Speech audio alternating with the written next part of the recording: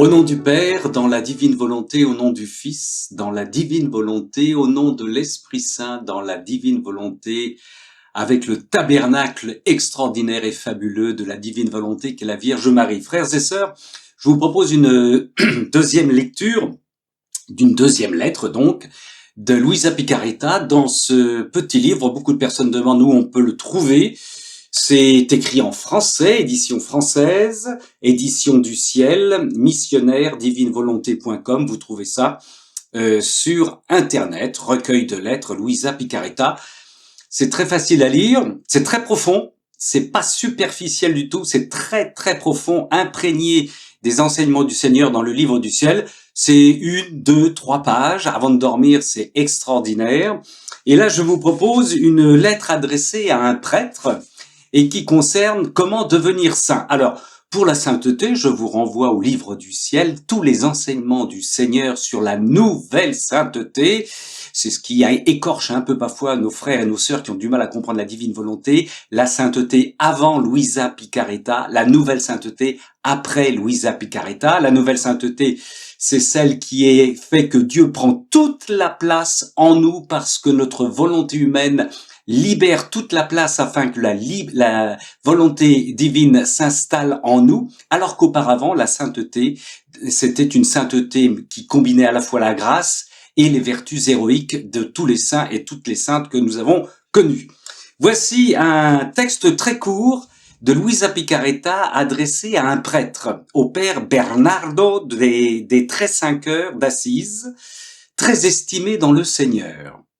Ce que je vous recommande, c'est de regarder la divine volonté en toutes choses. C'est de regarder la divine volonté en toutes choses, aussi bien favorable que défavorable, douloureuse et triste, et dans les contrastes de la vie dont personne ne manque. Au contraire, le bienheureux Jésus leur permet de former les petits rochers sur lesquels élever l'édifice de la sainteté en nous, car sans croix, nous manquerions de l'élément principal pour devenir des saints. Car sans croix, nous manquerions de l'élément principal pour devenir des saints. Je reviens à ce qui est dit plus haut, tout ce qui nous advient en toute chose, aussi bien favorable que défavorable, la volonté divine est là. Que celui qui a des oreilles pour entendre, elle poursuit.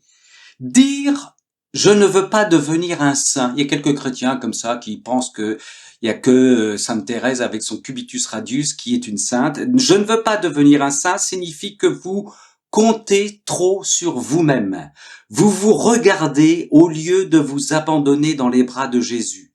Appuyez-vous sur lui et vous verrez que toute chose, douleur, croix, misère, faiblesse, les défauts même et la maladie perdront leur apparence et se transformeront tous en messagers et en porteurs de sainteté. D'où Jésus vous a tout donné pour faire de vous un saint. D'où Jésus vous a tout donné pour faire de vous un saint ou une sainte, sœur qui nous écoutez.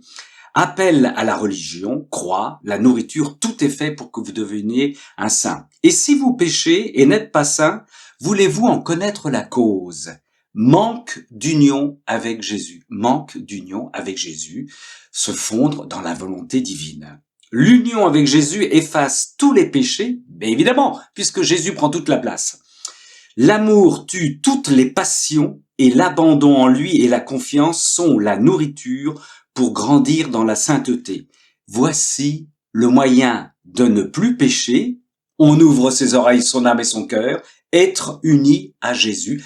Laisser Jésus prendre toute la place. C'est le principe de la divine volonté, sœurs et frères. L'aimer et toujours faire sa volonté. Qu'est-ce que je vous disais? L'aimer et toujours faire sa volonté. Ne pensez pas au passé. Cela vous fait beaucoup de mal. Oh là là là là, ça c'est le malin qui vient nous enquiquiner avec le passé. Au contraire, même aujourd'hui, commencez votre vie avec Jésus et vous découvrirez par vous-même comment tout change pour vous. Vous vous sentirez comme un autre homme, né de nouveau dans tout ce qui est saint, puisque nous sommes habillés, habités par la sainteté divine. Elle termine. Enfin, je vous dis que si Jésus m'a fait écrire jusqu'à 2 fois ce que je ne fais pour presque personne. Elle écrit 2 fois pour ce prêtre.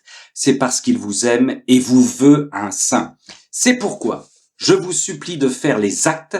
Je vous laisse dans la volition divine, le divin vouloir, la divine volonté, serré dans les bras de Jésus, la petite fille de la divine volonté, Corato, 9 octobre 1934. Tout est simple dans la divine volonté.